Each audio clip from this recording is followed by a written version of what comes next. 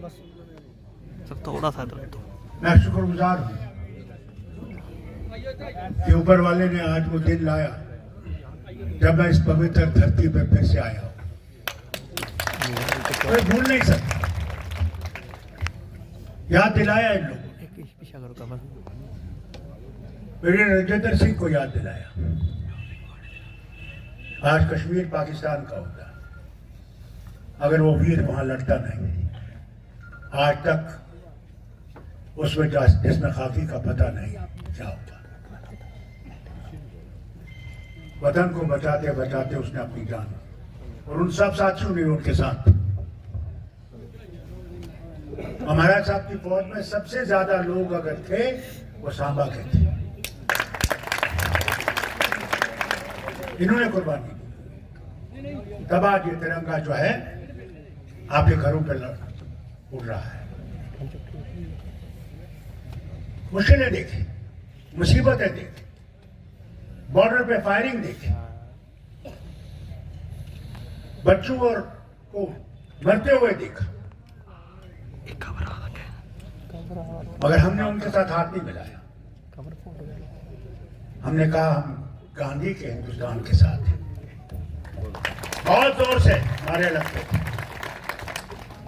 हम मुसलमान अक्सरियत की रियासत हैं, मगर हमने कभी पाकिस्तान जिंदाबाद नहीं, हमने जब भी कहा हिंदुस्तान जिंदाबाद, भारत हमारा है। हाँ, कुर्बानियां देनी पड़ी, हमारे अपने दुश्मन निकले इस रियासत में, जिन्हें हमें कमजोर करने की कोशिश की, नेशनल कॉन्फ्रेंस को कमजोर करने की कोशिश की, हर तरफ से गलत प्रोपेगेंडा शुरू किया, क्योंकि वो चाहते थे कि किसी भी तरीके से इस जमात को खत्म किया जाए, जिस जमात ने भारत के साथ मिलाप किया था। आज भी उस जमात के खिलाफ साजिश की जा रही है, मगर हमने उसका हाथ पकड़ रखा है। वो जानता है हमारे दिल में क्या है और हमारे यहां क्या है। कई आपके सामने ऐसे लोग आएंगे जिनमें दिल में अलग बात है और यहां अलग बात है। क्या हो रहा है आज? कुठवा की जमीनें जली गई, बाहर वालों ने ले ली, अब आ रहे हैं आपके सांबा में। कहां जाएंगे आप? कहते थे फैक्ट्रियां बनेंगे। देख लीजिए, गरीब जाता है रेत उठाने के लिए घर के लिए, वो तक नहीं उठा सकता जो उसका अपना है। ये रियासत हमारी है, ये याद रखिएगा, किसी और की नहीं है, यहां के लोगों की। कहते थे ना जब 370 था, आतंकवाद है, इन्होंने आतंकवाद को बढ़ाया है। भाई तब कहां थे ये? जब 96 में हम खड़े हुए और आतंकवाद के मुकाबला किया, उनसे लड़ा, कुर्बानियां दी, मिनिस्टर मरे, एमएलए मरे, एक छोटा सा छोटा गरीब वर्कर मरा, वो भूल गई। इसलिए मारे कि भारत से हमने अलग नहीं होना है, कुछ भी हो जाए। क्या याद रहा? कहां थे उस वक्त? कहां थे फूल वाले? कहां थे ये हाथ वाले जब हम इलेक्शन लड़ रहे थे? मैं आपको एक बात बताऊं, जब मैं हंदवाड़ा गया, सब छुपे हुए थे। वो दुकानदार जो थे वो इस तरह दुकान में इस तरह बैठे थे कि फारूक ने यहां चढ़ना चाहिए। मैंने हिम्मत की, एक दुकान पर चढ़ गया। मैंने उससे पूछा, भैया यहां इतनी घबराहट क्यों है? कहने लगा, जनाब दिन को यहां फौज का दबदबा है, हम बच जाते हैं, रात को उनका दबदबा है, वो आ जाते हैं, हमें गोली मार डालते हैं, मगर हम वोट आपको देंगे। ये हालत है आज। वो मेहरबानी जो उस हुकूमत की थी 96 से, आज हाथ भी है, आज कमल भी है, अब झाड़ू भी आ गया है, पता नहीं और क्या क्या है। ये तब की बात है, भूल जाते। सही कहा हमारे साथियों, कहां जाएंगे हमारे बच्चे, कहां जाएंगे हमारी बच्चियां पढ़ी लिखी हुई, कहां जाएंगे हमारे डॉक्टर, हमारे इंजीनियर, हमारे आम आदमी कहां जाएंगे? क्या पंजाब में उनको नौकरी मिलेगी, राजस्थान में मिलेगी, दिल्ली में मिलेगी, बंबई में मिलेगी, आंध्रा में मिलेगी? वहां तो पहले अपनी भाषा सीखनी है आपने। आप अगर कन्नड़ा नहीं बोल सकते, आप कर्नाटक में नौकरी नहीं कर सकते, तो आंध्रा में नहीं रह सकते, अब तक आपकी उनकी जबान नहीं बोल सकते। और हम अपनी डोगरी को कुर्बान कर रहे हैं और हम कहते हैं हम डोगरे हैं। किधर हो तुम डोगरे? क्या डोगरी बोलते हो? क्या तुम्हारे बच्चे डोगरी बोलते हैं? अंग्रेजी, हिंदी, डोगरी को करा दफन, फिर को हम डोगरे हैं। अरे डोगरे की शान रखनी है तो पहले अपनी जबान की शान रखो। जिस दिन तुम अपनी जबान से मोहब्बत करोगे उस दिन तुम्हें मानूंगा कि तुम सचमुच डोगरे हो। फिर और एक शोर,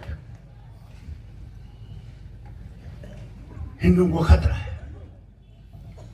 गए हर जगह गए, हर घर में जाते, हम बचाने वाले। तुम कौन बचाने वाले? बचाने वाला वो भगवान है, मारने वाला भी वही है और बचाने वाला भी वही है। माओ के पास जाते हैं, राम को खतरा है। अरे वाह, राम को खतरा है, भगवान राम को। क्या भगवान राम सिर्फ हिंदुओं का राम है? मैं तो बार बार ये कहता हूं। मैं एक डॉक्टर था मेरे साथ पढ़ता हुआ, उसकी मां बूढ़ी मां थी, वो पाकिस्तान से आए थे, मेडिकल कॉलेज में मेरे साथ दरियागंज में रहते थे, मैं उसके घर गया तो बूढ़ी मां मुझसे कहती है, बेटा ये शोर क्या है भगवान राम का?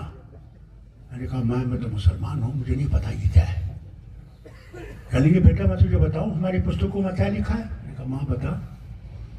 कहा पुस्तकों में लिखा है भगवान राम विश्व के भगवान हैं, वो सिर्फ हिंदुओं के भगवान नहीं है, वो मुसलमानों के भी है, ईसाइयों के भी है, जो भी इंसान है जो मानने वाला है नहीं मानने वाला वो उसका भगवान है। जैसे हम मुसलमान कहते हैं, हम अल्लाह को रब्बुल आलमीन कहते हैं, आलमों का रब कहते हैं, हम ये नहीं कहते वो मुसलमानों का रब है। जो मानेगा माने, जो नहीं माने मत माने। मगर ये जो आपके अंदर डर डाल देते हैं, उनसे कहिए कि क्या भगवान राम सिर्फ हमारा है? वो तो सबका है। इसी से निकलिए। हटाया क्या आतंकवाद खत्म हुआ? आज 3 साल से ये बैठे हुए हैं, आतंकवाद खत्म हुआ? आज कश्मीरी पंडित क्यों भाग रहा कश्मीर से? क्यों भाग रहा? क्यों उसमें यह है कि मैं नहीं रह सकता यहां? आज तो 370 नहीं है। कैसे दूर किया? मेरे वक्त में इतनी फौज नहीं थी, मेरे वक्त में इतनी सीआरपीएफ और बीएसएफ और इंडस्ट्रियल सिक्योरिटी फोर्स नहीं थी। आज हर जगह है, तब भी खतरा। फिर आपने दिया क्या हमें? हाँ, एक चीज जरूर दिया आपने हमें कि हमारे बच्चे बेकार हैं, हमारे घर बेहाल हैं, महंगाई आसमान को छू रही है। मेरी मां से पूछो कि वो तेल कितने का खरीदती है, उसे पूछो कि सब्जियों का भाव कहां पहुंचा है, उसे पूछो कि गैस का वो सिलेंडर जो तुमने पहली दफा मुफ्त में दिया है, क्या उसके जेब में पैसा है उसको भरने के लिए? कहां पहुंचाया? आप आसमान पे रॉकेट फेंको, क्या उससे हिंदुस्तान का नाम तो ठीक है, मगर हिंदुस्तान के लोगों को तो बचाओ, उनके घरों को तो बचाओ, उनके घरों में तो एक चिराग जलाओ जिससे कि वो जिंदा रह सके। हम देशद्रोही जिन्होंने देश के लिए सारी चीजें बलिदान कर दी, वो देशद्रोही। और जो चोर पाकिस्तान के थे वो पाकिस्तान के साथ थे, आज उनका हाथ पकड़े हुए वो चल रहे हैं। ये हाल देखिए कहां पहुंच गए। मैं क्या क्या बताऊं, जो मुझे पता है मैं बता नहीं था। मगर आपको ये कहना चाहता हूं, अगर इस देश को बचाना है तो याद रखिएगा, जम्मू कश्मीर देश का ताज है, मुकुट है। और देश को अगर बचाना है तो पहले जम्मू कश्मीर को बचाना है, इनके लोगों को बचाना है। यहां हिंदू, मुसलमान, सिख, ईसाई, बौद्ध जो भी है, हमें एक रहना है और एक चल के चलना है। क्यों न मंदिर हो, मस्जिद हो, आप किसको जाते हैं याद करने के लिए? किसको? उसको जो सबका मालिक, वही मालिक, एक ओंकार, वो मालिक। मगर हम लोग बढ़ाया जाते हैं, ये अलग है, वो अलग है। क्या देश में हालत आप देखते हैं क्या है कि एक दलित लड़की, उसको मार सकते हैं, उसकी इज्जत लूट सकते हैं, मगर जो लूटने वाला है वो आज भी आबाद घूम रहा है। जो एक औरत का बलात्कार कर सकते हैं 10 आदमी, जिनको सजा होती है, उनको छोड़ा जाता है क्योंकि हमने इलेक्शन जीतना है। ऐसे इलेक्शन को मैं थूकता हूं। शर्म आती है मुझे ये कहने के लिए कि मेरे वतन में ये हो रहा है। कब ये बदलेगा? ये बदलाने वाले आप हैं। हिंदुस्तान की जनता है जिसको ये बदलाना है, नहीं तो नहीं बदलेगा। हम सो जाए, डर जाए, अरे मौत तो भगवान के हाथ में, ले जाएगा, कौन बचा सकता है? जिसको उसने बचाना है वो बच जाएगा। मैं आपको बताऊं, मैं डॉक्टर था विलायत में, एक बूढ़ी औरत आई, कोई ना उसकी नब्ज थी, ना ब्लड प्रेशर था, कुछ नहीं था। मैंने उनसे कहा, जो दूसरे जूनियर डॉक्टर थे और नर्सें थी, मैंने कहा इसको वहां कमरे में रखो, वो ड्रिप लगाओ, ऑक्सीजन लगाओ, बाकी कुछ नहीं।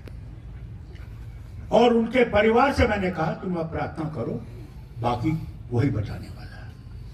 एक जवान करोड़पति, मेरे प्रोफेसर का पर्सनल पेशेंट, वहां अंग्रेज जो है ना, बड़े बड़े डॉक्टर उस जमाने में अपने अपने छोटे छोटे पानी जहाज रखते थे, उसमें फ्राइडे, सैटरडे और संडे समंदर में जाते थे।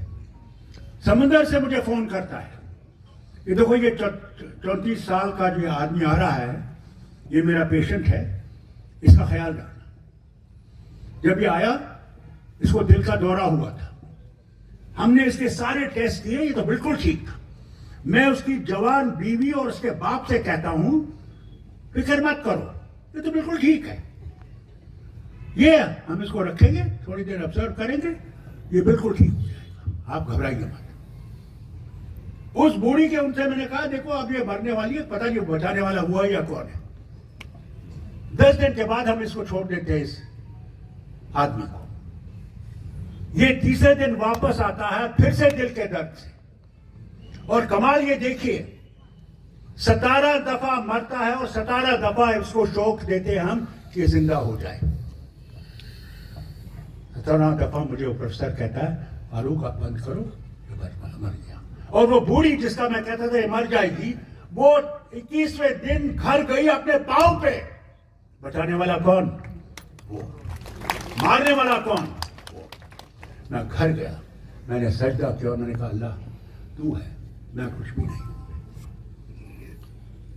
मैं तो समझा था कि बड़ा ये हूं मैं, वो नहीं, वो है। जिसने भी अपने आप को यह समझा कि वो भगवान है, उसका नाश हुआ। आप ये जानते हैं, रावण जो सबसे ज्यादा पड़ा हुआ, उससे ज्यादा कोई भगवान नहीं था जिसके पास इतनी बुद्धि थी। शक्ति और बुद्धि दोनों चीजें। मगर जब वो अपने आप को समझ लगा कि मैं उससे बड़ा हूं, तो भगवान ने उससे सीता का अपहरण करवाया। खुद भगवान राम कहते हैं, मैं मारने वाला नहीं था, मारने वाला वो है। आप अपने पुस्तकें ठीक तरह से देखिए। जब कोई ये समझने लगा, हमारे इस्लाम में, किताब में, कुरान में लिखा हुआ है, जब फिरौन ने ये समझा कि मैं सब कुछ हूं और जुल्म करता गया, बनी इस्राइल पे जुल्म करता गया, तो अल्लाह ने मूसा भेजा जो उसी का यहां पला था, और उसे कहा, देख मुरलीधर को, तू भगवान नहीं है, वो है। जब नहीं माना तो उसको खुदा ने समंदर के अंदर डुबाया और मूसा और उसके सारे लोगों को समंदर से निकाल के ले गया। ये याद रखिएगा। आपस में मोहब्बत कीजिए, आपस में प्यार बांटिए। जाना उसी के पास है।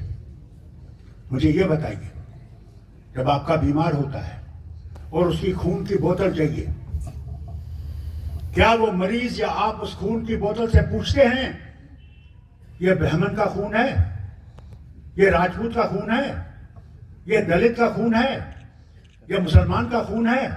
बल्कि डॉक्टर से कहते हो कि डॉक्टर साहब ये एक बोतल से ठीक हो गया, दूसरी बोतल लगा दीजिए।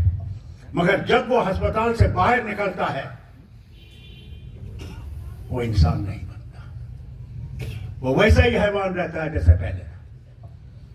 भाई लोगों, इन रगों में अगर खून है, अगर तुम्हारी 2 आंखें हैं, मेरी भी 2 आंखें हैं, तुम्हारे 2 हाथ हैं, मेरी भी 2 हाथ हैं, कोई फर्क नहीं है। मैंने कितने ही जिस्म को चीरा है, हर चीज उसने, हर जगह, वो हिंदू वो मुसलमान। आज देखिए, आज ट्रांसप्लांट हो रहा है, गुर्दे लगाए जा रहे हैं, कौन सी चीज नहीं अब दूसरी लगाई जा रही है। मेरी अपनी जिस्म में मेरी बीवी अंग्रेज है, उसका गुर्दा लगा हुआ है जिससे मैं जिंदा हूं।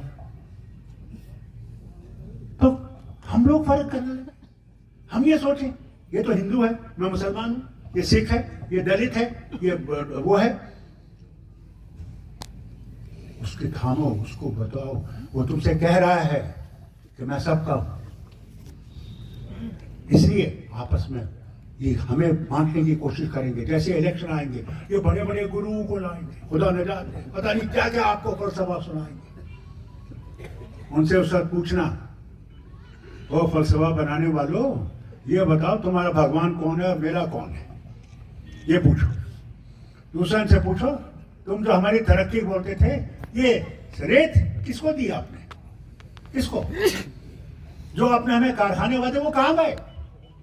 हमारे बच्चे बूढ़े हो गए, उम्र उधर को हो गई, तरसते रह गए, बूट उनके छिल गए, पैर छिल गए, दफ्तरों में चक्कर मारते मारते।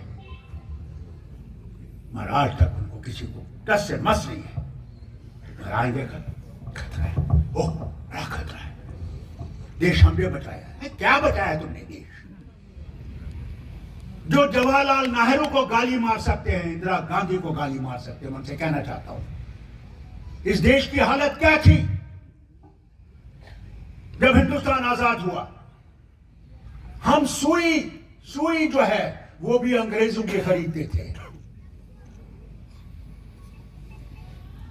आज जवाहरलाल की उन 17 सालों की मेहरबानी से कारखाने हर जगह पैदा हो गए।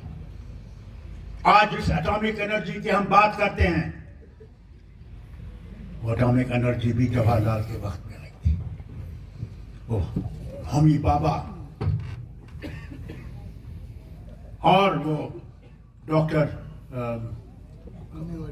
अमुवादिया और ये भी अपने अहमदाबाद के सारा भाई जो थे, वो कौन थे? जवाहरलाल के वक्त में। आज जो हम रॉकेट फेंक रहे हैं, जा रहे हैं, वो कब से हुआ? फिर आपको पता है, कहीं को नहीं पता होगा। हम लोग अमेरिका से गेहूं लाते थे, ट्रूमन के प्लान के नीचे 340 या कुछ था 348, उस प्लान के नीचे हमें गेहूं आता था। जब आप पानी जहाज से वो निकालते थे, वो इंसान के खाने के, क्या जानवर के खाने के लायक कभी नहीं थी। क्या भूल गए आप? इंदिरा गांधी के वक्त में हम लोगों को इतनी खुराक पड़ने लगी कि आज न सिर्फ हम खुद खाते हैं बल्कि सारी दुनिया को भेजते हैं। बाकी छोड़ दीजिए।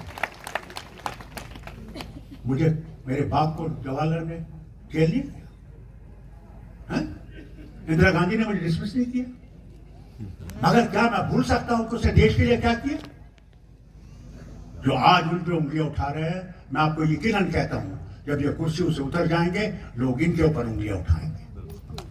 वो कहते हैं what you sow so shall you reap, जो आप बोओगे वही आप काटोगे। इसलिए आपसे कहता हूं हमारी हालत कहां पहुंची, कहां पहुंचाई गई। आज हमारे पास 35 था, आप तो उस वक्त चाहते थे 370 खत्म हो, ये तो कश्मीर के लिए है, लोग कहते थे यार ये तो हमारे लिए ही है। आज आपको पता चला कि 370 था क्या, 35 से था क्या। मजा ले कोई बाहर का लड़का यहाँ नौकरी पाता, मजा ले कि आपकी बेटी नहीं लगती। मैं 96 में आया, मैंने 2.5 लाख लोग नौकरी लगाए, क्योंकि यहां लोगों में इतनी खराबी थी, पूछ लीजिए। मैंने 300 डॉक्टर, हमारे अस्पताल खाली थे, शबी साहब ने लाया रहबरी तालीम, क्योंकि बच्चे जो थे पहाड़ों में जो तो पढ़ते थे, अगर शहर का डॉक्टर टीचर था वहां जानी था, डरता था कि आतंकवाद में मर जाऊंगा। हमने क्या किया, हमने कहा उसी गांव का जो टीचर है, वहां जो बुजुर्ग हैं उनसे पूछिए कौन अच्छा है, लड़की हो या लड़का हो, उसको हम लगाएंगे आपके बल पर, और हर साल आप देखेंगे कि क्या वो अच्छा है या नहीं है, और 7 साल के बाद वो परमानेंट हो जाएगा। वो मेरा रिश्तेदार नहीं था, मेरा भाई या मेरा बहन नहीं था, मगर मेरी रियासत का आदमी था। तो वो स्कूल चल गए, अखबार में उस वक्त आता था इतने दिन रह गए, इतने दिन रह गए, क्या होगा, हो गया। हिम्मत है, हिम्मत करना। आगे भी मैं आपसे कहता हूं, आजकल प्रोपेगेंडा कर दिया गया कि फारूक अब्दुल्ला नेशनल कॉन्फ्रेंस से भाग रहा है। फारूक अब्दुल्ला नेशनल कॉन्फ्रेंस से कहीं नहीं जा रहा है, ये मैं आपको बता दूं। ये एक तंजीम जो है, ये एक बड़े डेमोक्रेटिक जमहूरी तंजीम है। इसमें इलेक्शन आते हैं और इलेक्शन आने हैं, इलेक्शन आएंगे, सदर का नाम आएगा, हमने सबको आजादी दी है, दीजिए। समझते थे फारूक अब्दुल्ला भाग जाएगा, फारूक अब्दुल्ला इलेक्शन लड़ने वाला और इनका मुकाबला करने वाला। हमने इस रियासत को फिर से रेल पे लाना है, इनके काली कानूनों को हमने वापस कर देना है। कब होगा, जब आपकी हिम्मत होगी, जब आप खड़े रहेंगे और प्रोपेगेंडाओं के अंदर नहीं आएंगे। मैं मुसलमान जरूर हूं, मगर मैं ये जानता हूं कि हम सब उसके हैं, उसकी तरफ से आए हैं, हिंदू। मैं आपको कहूं, एक दफा मेरा दोस्त मुझे ले गया राजस्थान में, जयपुर में, वहां मूर्तियां बनती हैं, उसको सरस्वती की मूर्ति चाहिए थी। मैंने कहा मैं मुसलमान में जाते हूँ सरस्वती, कहने लगे ये तालीम के भगवान है। अच्छा चले, तो 100 दुकानें थी उस बार, आज मुझे पता नहीं कितनी और होंगी। जहाँ मैं चलता गया तो 10वीं दुकान पे या कुछ, मैंने कहा भाई ये मुझे कभी तो 90 दुकानें हो रही हैं, तो ये कैसे बेहतर करें, आप इसको याद रखो। चल 100 दुकानों के बाद फिर इसी जगह आए, मुझे पूछने लगा फारूक तुमने ये कैसे कहा, यही मैंने, देखो जब तुम इसकी आंखों में आंखें डालोगे तुम तारे उससे मिला रहे हो, ये मूर्ति है, मगर तुम्हारा ये जो वो अकीदा जो है, जो तुम्हारा वो विश्वास कि तुम इसको देखकर उससे मिला रहे हो, मुझे इसमें वो शक्ति है। आज भी उसके घर में वो मूर्ति है। भैया इंसान को इंसान बन के रहना है, मोहब्बत में रहना है, भाईचारे में रहना है। अगर हमने भाईचारा छोड़ दिया कुछ नहीं रहेगा। मैं बार बार ये कहता हूं, मुझे बताइए क्या एक चेन्नई वाला डोगरी बोल सकता है? क्या वो आपका खाना खाता है? उसका जो पहनना है वो क्या आप जैसा है? न जबान आपकी, न पहनना आपका, न खाना आपका, न तरीके आपके, न मौसम वैसा कश्मीर ठंडा, इस वक्त ये हो रहा है -5, -6, -8 और -30 गुरेज में। या जो हमारे सिपाही आज टाइगर हिल पे और दूसरी जगह खुदा जा रहे वहां -50 होगा। मगर क्या चीज है जिसने हमें एक रखा? सिर्फ एक चीज कि हम लोग इकट्ठे ये घर बना सकते हैं, अकेले ये घर नहीं बना सकते। इसीलिए यूनिटी इन डाइवर्सिटी, एकता अनेकता में। जब तक हम अनेकता को मजबूत करेंगे तब तक हम लोग मजबूत रहेंगे। जिस दिन हमने अनेकता को छोड़ दिया उस दिन हम गिर जाएंगे। हमें बाहर के दुश्मन का डर नहीं है, वो कुछ नहीं कर सकेगा। हमें अंदर के दुश्मन का खतरा है, जो हमें बांट रहा है, जो हमें धोखे दे रहा है, हमें झूठ बोल के आज हिला रहा है। उस झूठ को समझिए और अपने देश को और अपनी रियासत को बचाने की कोशिश कीजिए। मेरी आपसे अपील है और जवानों से अपील है, एक तो अपना धर्म सीखो। जब तुम अपना धर्म पढ़ोगे तुम दूसरे धर्म की इज्जत करना चलोगे। जब तक तुम अपने धर्म की इज्जत नहीं कर सकते तुम दूसरे धर्म की क्या इज्जत करोगे? दूसरा, बुजुर्गों की इज्जत भूल गई है लोगों को, आज वो नहीं करते। अगर बुजुर्ग खड़ा है उसको पहले सलाम करो, ओ बाबा ठीक हो, सब ठीक है। माँ बाप की इज्जत करो। आज माँ बाप को ऐसे फेंक देते हैं जैसे कुछ नहीं है, भूल गए। भैया जब मैं डॉक्टर था और बच्चा पैदा करने के लिए बंबई के अस्पताल गया, क्योंकि राजस्थान में वो बहुत पर्दा करते थे, हम लोगों को बंबई भेजा गया। तब मैंने एक माँ को देखा, बच्चा पैदा होते किस तरह वो जिंदगी और मौत की लड़ाई लड़ती होती है। मैंने माँ को खत लिखा, मैंने कहा माँ मुझे माफ करना, अगर मैंने कभी ज्यादा जोर से बोला होगा मुझे माफ करना। मैंने आज देखा माँ कि तूने मुझे पैदा करने में क्या क्या मुश्किल नहीं उठाई होगी। आज भी देखिए, माँ आधा खाएगी नहीं, कुछ भी नहीं खाएगी, बच्चे को खिलाएगी। आज देखिए कहाँ पहुंच गए हम।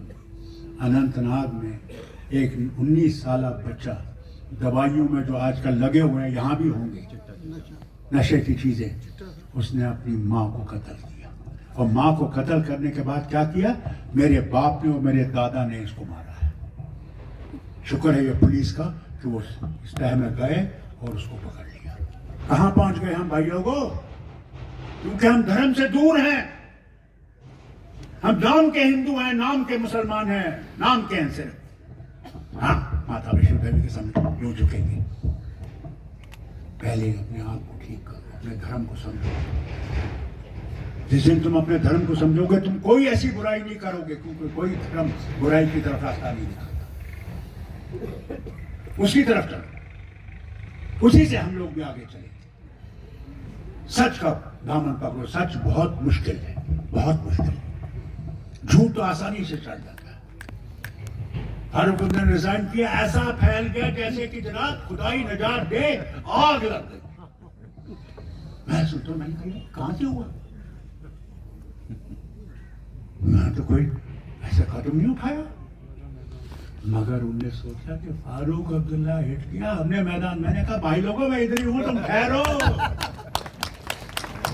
मैं 86 साल का नहीं हूं, मैं 28 साल का जवान हूं, अभी जिंदा हूं और ये उसकी कृपा है। मैं वो देश देखना चाहता हूं भाई लोगों, जो मैंने मोदी जी से भी एक दिन कहा। मैं वो देश देखना चाहता हूं जब तुम्हारी आंखों में देखूं तो मुझे अपना अल्लाह दिखे, और जब तुम्हारे मेरी आंखों में देखो तुम्हारा तुम्हारा भगवान दिखे। मैं वो देश देखना चाहता हूं जहां नफरत नहीं होगी, जहां ये झूठ नहीं होगा, जहां फरेब नहीं होगा, जहां हमारे खानों में मिलावट नहीं होगी। आज हल्दी में मिलावट, घी में मिलावट, आपके जो है मिर्ची में मिलावट। कौन सी चीज है जिसमें मिलावट नहीं है? दवाइयों में मिलावट। ये देख के हमारे लोग कहां पहुंच गए। अंदर भूसा भरा हुआ है और दवाइयां बेच रहे हैं। शर्म आती है क्योंकि वो धर्म से दूर है।